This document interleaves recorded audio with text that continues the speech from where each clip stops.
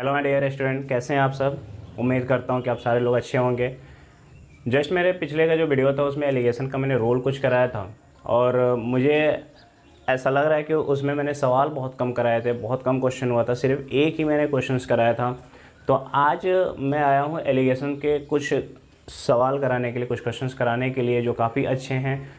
जो लोग भी मेरे ये पहला वीडियो देख रहे हैं, आज फर्स्ट टाइम देख रहे हैं, तो वो लोग इसके पहले वाला एटलीस्ट एलिगेशन का रूल वाला ज़रूर देखें, तभी आपको ये पूरा समझ में आएगा। हालांकि उससे मैं पहले पूरा रेशियो का भी वीडियो डाल चुका हूँ। तो जो कोई भी आज फर्स्ट टाइम देख रहे हैं तो पहले एटलीस्ट आप एलिगेशन का रूल देखो, तभी सारे सवाल समझ में आएंगे। चलिए मैं आपको थोड़ा सा उसका ओवरव्यू दे देता हूँ, थोड़ा सा उसे रिवाइज करा देता हूँ। तो चलिए स्टार्ट करते हैं आज के सेशन।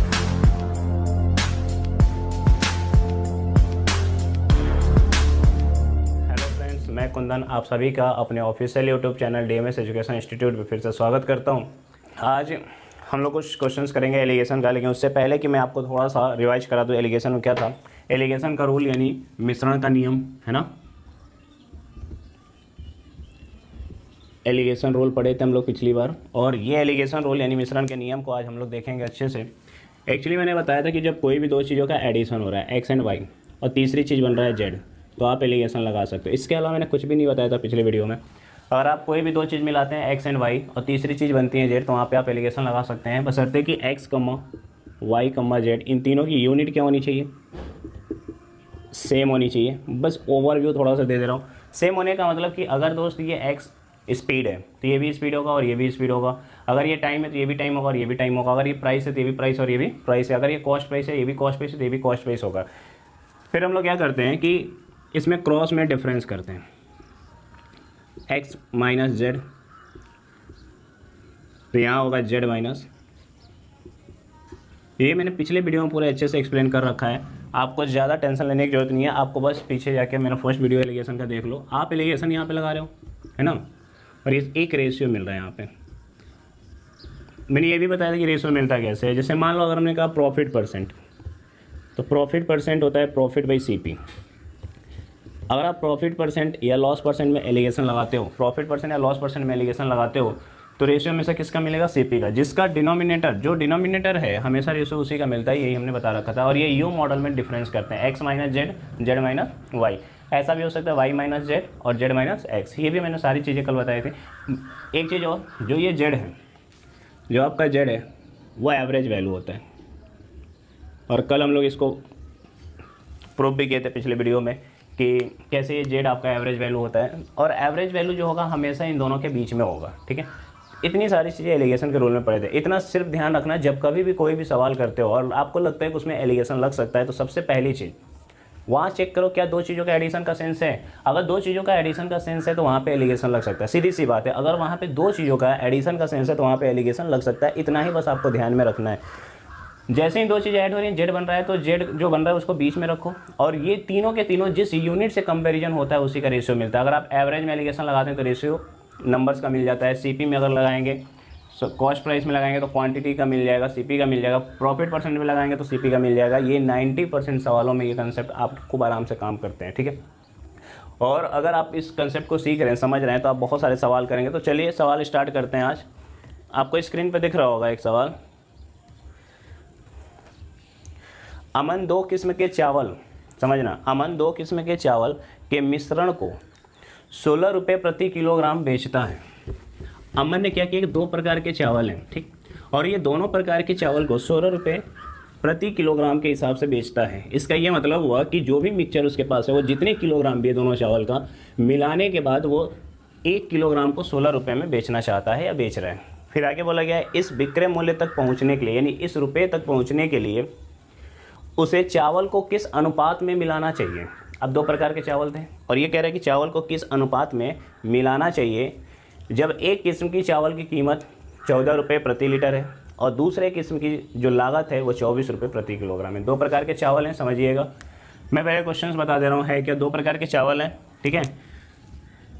टाइप 1, और इसकी जो प्राइस है ये है 14 रुपीज पर किलोग्राम। टाइप 2, दूसरे प्रकार का जो चावल है, दूसरे प्रकार का जो चावल है उसका जो प्राइस है वो है 24 रुपीज़ पर किलोग्राम। बात समझ पा रही है? दो प्रकार के चावल हो गए और ये कह रहा है किस अनुपात में, किस अनुपात का मतलब ये होगा कि अगर इसमें x होगा तो ये y होगा, अगर ये क्वांटिटी x है तो ये y है, और इसी अनुपात में मिलाओ, यानी इसका x किलोग्राम और इसका y किलोग्राम मिलाएं कि जो मिक्सचर बन रहा है, जो मिक्सचर बन रहा है उसका जो प्राइस हो जाए वो कितना हो जाए, 16 रुपीज़ पर किलोग्राम। बात समझ पा रहे हैं? यही सवाल में दिया गया है।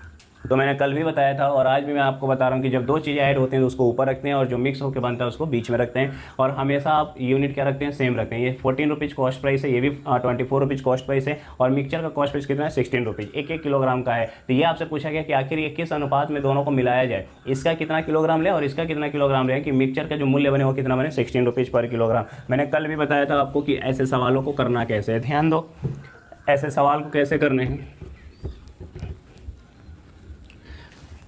सिंपल सा है बिल्कुल। देखो, टाइप 1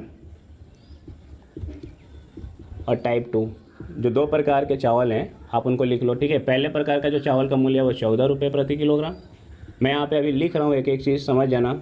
और दूसरे प्रकार का जो मूल्य है वो 24 रुपये प्रति किलोग्राम, और बीच में रखेंगे मिक्सचर को, और मिक्सचर का मूल्य है 16 रुपीज़ पर किलोग्राम। ये बात समझ में आ रहा है ना? एलिगेशन का जो बेसिक सा रूल है वो यही कहता है कि अगर दो का एडिशन हो रहा है तो उसको बीच में रखिए, और जो प्रोडक्ट बना है, जो मिक्सचर बना है उसको ये 14 और 24 ऐसे लिखिए, और जो मिक्सचर बना है उसको बीच में रखिए, ठीक है। फिर क्रॉस में डिफरेंस करेंगे। जब क्रॉस में डिफरेंस करोगे तो बताओ 14 और 16 का अंतर कितना है, 2।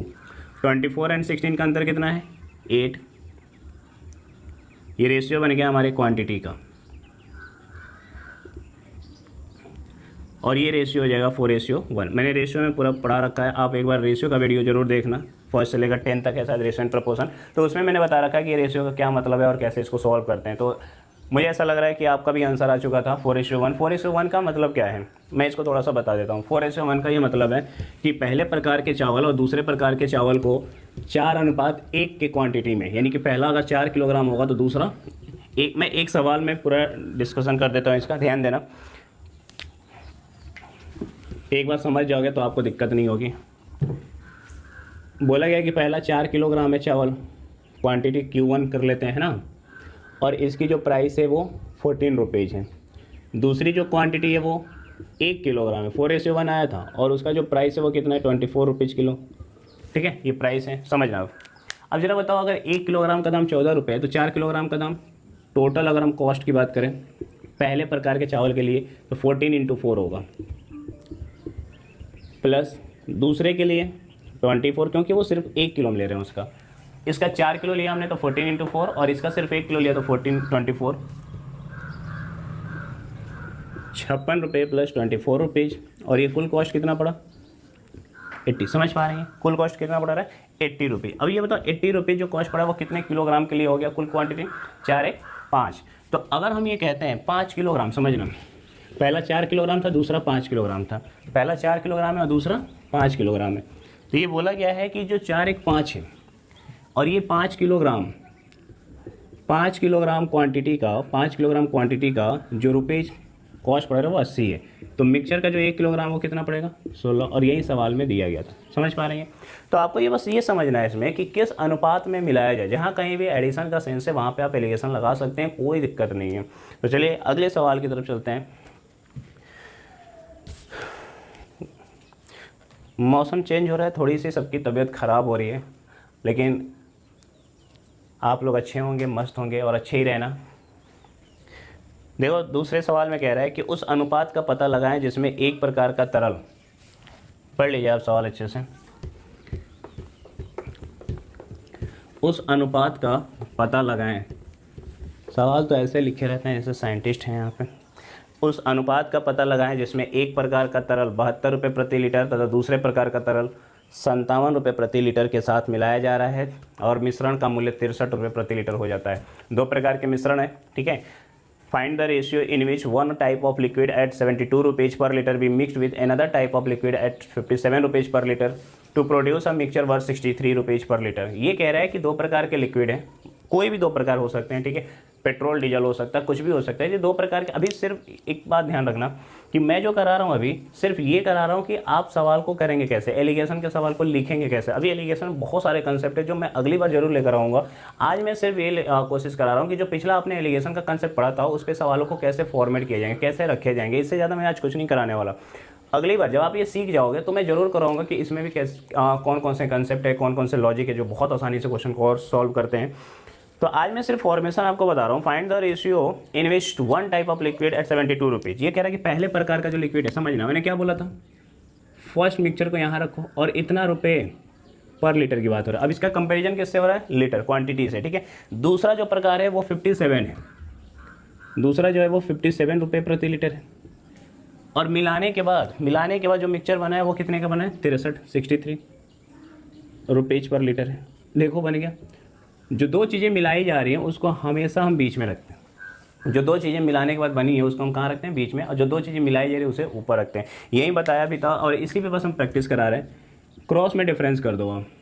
72 - 63, 72 - 63 9, 9 63 में 9 ऐड करेंगे तो 72 हो जाएगा। और 57 में कितना ऐड करेंगे, 63 होगा। ये 3 6 ये रेशियो आया है। इस रेशियो को आप लोग सिंपल में भी लिख सकते हैं, 2:3। और ये हर चीज़ रेशियो मैंने बता रखा है। ये प्राइस है और ये आपका क्वांटिटी। तो जो दो प्रकार के लिक्विड थे जिनका प्राइस 72 रुपये 57 रुपये था, मिलाने के बाद 63 रुपये प्रति लीटर हुआ है, उसको हम लोग हमेशा 2:3 में मिलाएंगे। यानी पहले वाले का 2 लीटर लें और दूसरे वाले का 3 लीटर लें। और इस तरह का प्राइस को अगर मिलाएंगे तो जो मिक्सचर बनेगा वो कितने का बनेगा, 63 रुपीज़ पर लीटर। यही बात आपको मैं समझा रहा हूँ कि जब कभी भी आप प्राइस में एलिगेशन लगाते हैं तो रेशियो उसका मिलता है जिससे ये डिवाइड हो रहा होता है। कंपेरिजन किससे हो रहा है, लिक्विड क्वांटिटी से। तो क्वांटिटी का ही रेशियो मिलेगा हमेशा। और ये सवाल का उत्तर का ये मतलब है 72 का 2 लीटर और 57 का 3 लीटर लेकर मिलाएंगे तो जो मिक्सचर बनेगा उसका हमारा जो कॉस्ट बनेगा वो 63 रुपये प्रति लीटर होगा। यानी 63 रुपये प्रति लीटर के हिसाब से हमने दोनों मिक्सचर को खरीदा है। अगर 63 रुपीज़ पर लीटर के हिसाब से बेचें उस मिक्सचर को तो हमें कोई फायदा या फिर कोई नुकसान नहीं होगा। सिर्फ इतनी सी कहानी थी इसमें।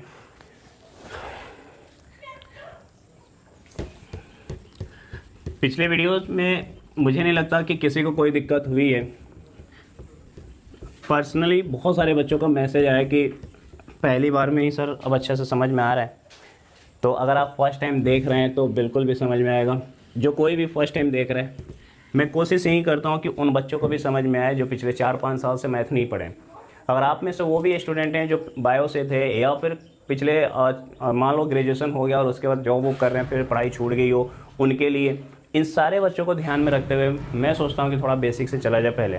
और एक बार अगर आप बेसिक कंसेप्ट सीख जाते हो तो डेफिनेटली दोस्त मैं अगले वीडियो में जब भी आऊँगा थोड़ा सा मॉडरेट और हाई लेवल लेकर जरूर आऊँगा। तो पहले आप कंसेप्ट को सीखो। और मैं फिर से कह रहा हूँ कि अगर आप पहली बार पढ़ रहे हो तो रेशियो की भी वीडियो जरूर देखो। मैं ये नहीं कह रहा हूँ उसको देखने से कुछ आपका नुकसान हो जाएगा, लेकिन जब तक वो नहीं देखोगे आपको आगे के कुछ भी चैप्टर समझ में नहीं आएंगे। तो जो लोग भी सीरियसली पढ़ाई कर रहे हैं, जो लोग भी कोशिश कर रहे हैं कि आगे का एग्जाम उनका निकले, मैथ समझ में आए, तो मैथ समझ में तभी आएगा जिस सीक्वेंस में लेके चल रहा हूँ उस सीक्वेंस में पढ़ें आप, ठीक है।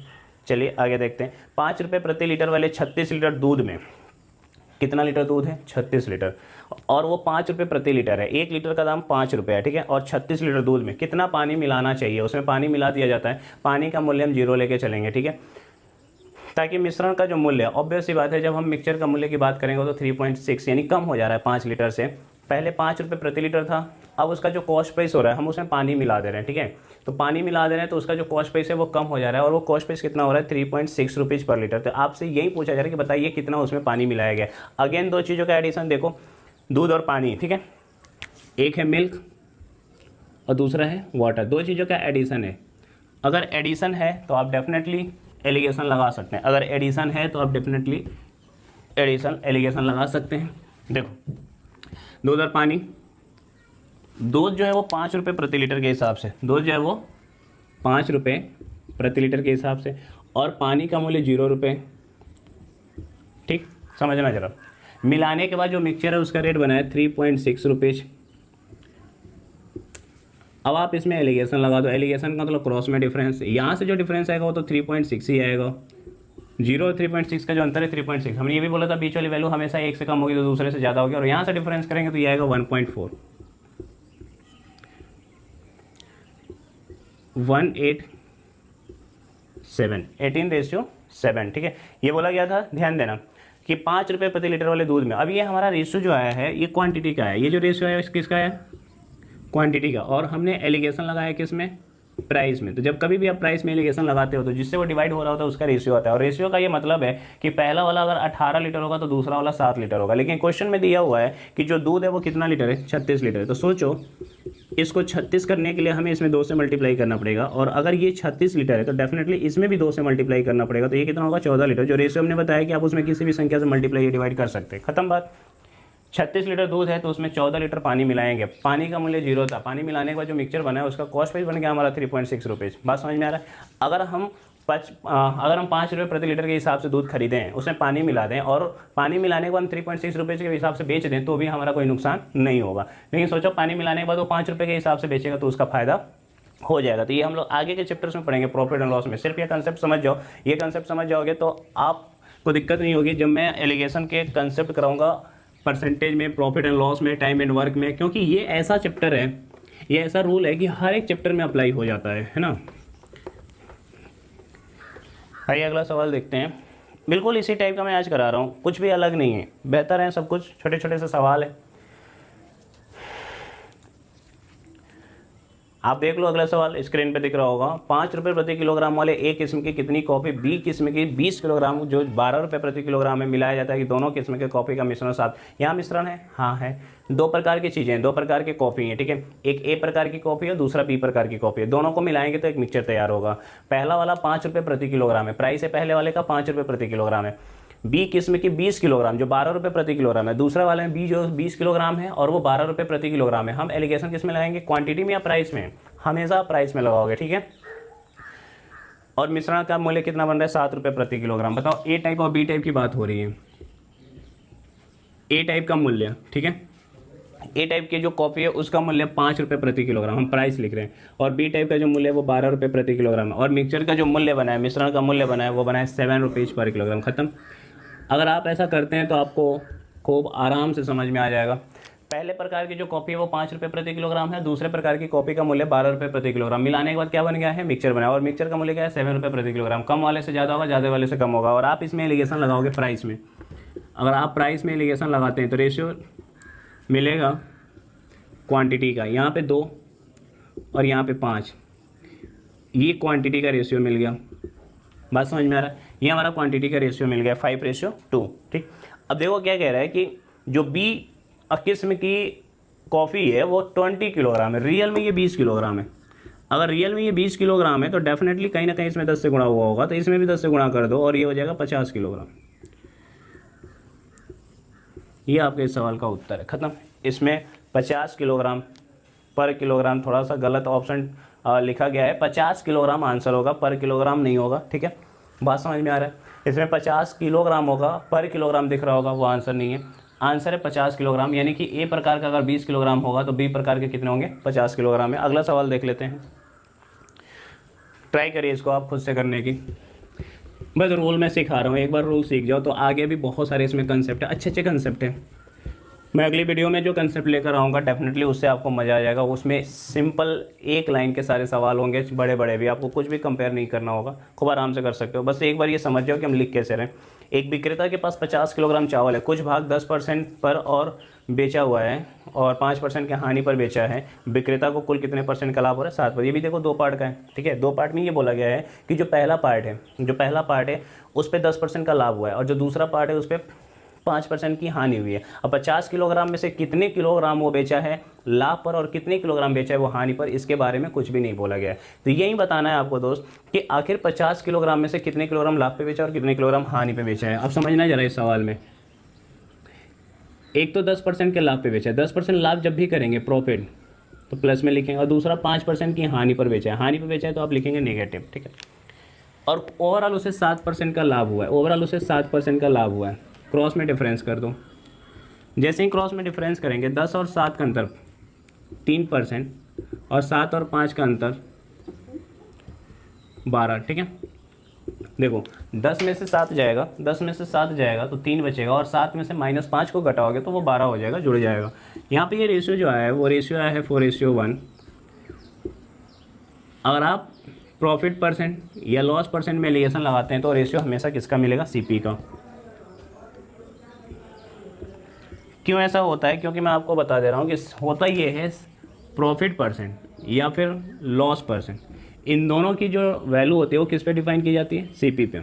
ठीक है, तो इसमें अगर आप जिस चीज़ से कंपैरिजन कर रहे हो, अगर यहाँ पे जो भी परसेंटेज है उसमें कंपैरिजन सीपी से हो रहा है तो रेशियो सीपी का आएगा। लेकिन एक चीज़ ध्यान रखना हमेशा कि सीपी और क्वांटिटी का रेशियो सेम होगा। आपकी कॉस्ट यानी कि पूरे मिक्सचर की कॉस्ट उसी हिसाब से बढ़ती या घटती है जिस हिसाब से क्वांटिटी हो। 1 किलोग्राम खरीदोगे तो 40 रुपये, 2 किलोग्राम खरीदोगे तो 80 रुपये, तो कॉस्ट प्राइस तो आपका तो 2 किलोग्राम का 80 हो गया ना। यानी जिस रेशियो में आपका क्वांटिटी होता है उसी रेशियो में उसका कॉस्ट प्राइस भी पड़ता है। बात समझ में आ रहा है, कॉस्ट प्राइस उसका मूल्य कितना पड़ा। ठीक, तो 4:1 अगर ये सीपी है तो ये आपका क्वांटिटी भी है। और क्वेश्चन में बोला गया है कि कुल 50 किलोग्राम है, अगर कुल 50 किलोग्राम है तो 5:50 के बराबर है, तो कहीं ना कहीं इसमें 10 से गुणा करना पड़ेगा, तो ये 40 और 50। आपसे ये पूछा गया कितने किलोग्राम चावल वो 10% के लाभ पर बेचा है, तो वो सवाल का उत्तर हो जाएगा 40, जो सी ऑप्शन दिख रहा होगा आपके। आज के लिए इतना ही रहने देते हैं, मैं अगली बार लेकर आऊँगा फिर से बहुत सारे सवाल। तब तक के लिए धन्यवाद।